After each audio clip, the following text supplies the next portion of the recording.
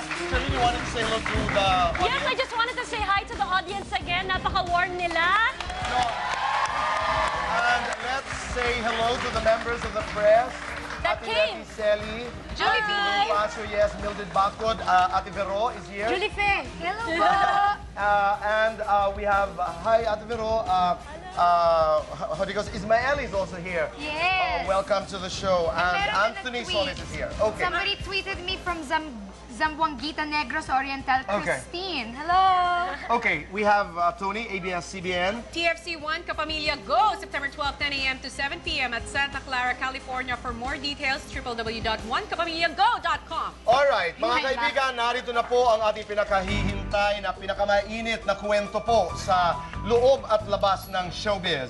Ito po ang bersyon ni Claudine Barreto tungkol sa kontrobersiya, ang unang bahagi ng Angelica Claudine Story Pilipinas. Panoorin po natin ito.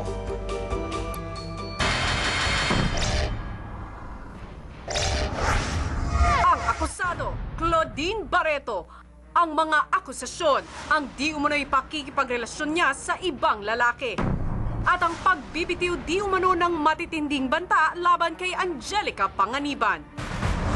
Ngayon, ang bawat anggulo, ang bawat detalye, ang buong katotohanan sa pinakamainit na kontrobersya ngayon, walang takot na ilalantad, uncensored.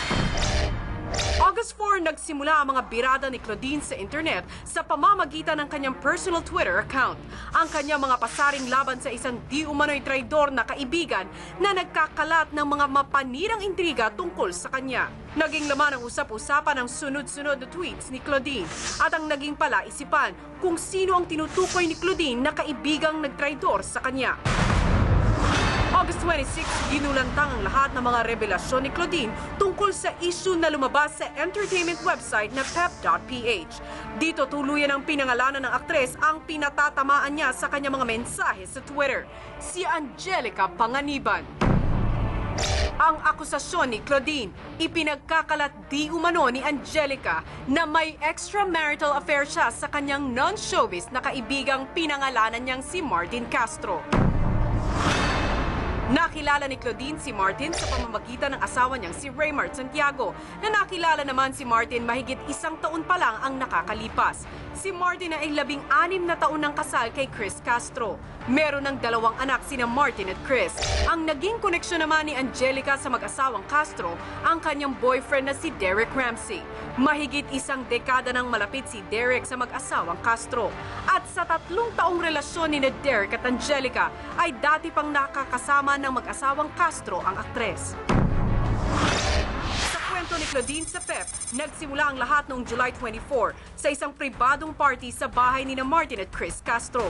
Di umano, espesyal na inimbitahan ng mga Castro sina Raymart at Claudine. Kasabay na rin ng request ng ina ni Martin na makita ang aktres. Dumating din daw sa party na magkasama sina Derek at Angelica. Sa kwento ni Claudine, pagdating pa lang ni Angelica sa bahay ng mga Castro, masama na raw ang timpla nito.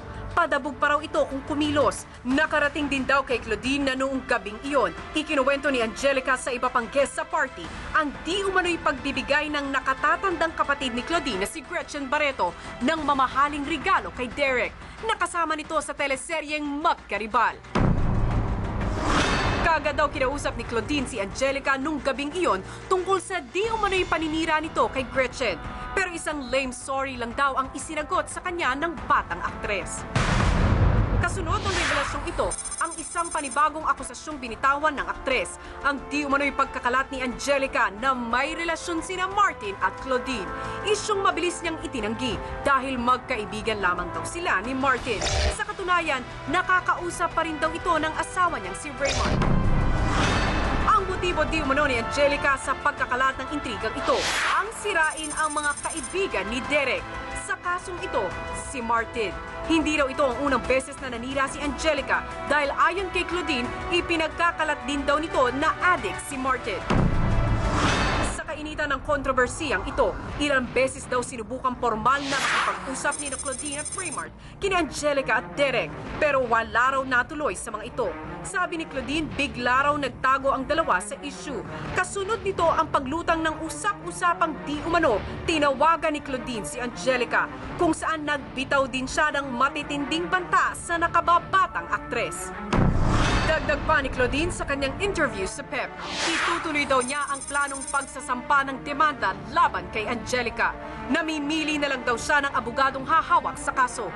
Hindi daw niya hahayaang pigilan siya ng dati niyang mentor at manager na si Mr. Johnny Manahan at kahit pa ng asawa niyang si Raymart. At ang latest update mula sa kampo ni Claudine, September 3, Biyernes, naglabas na ng pahayag ang asawa ni Claudine na si Raymart.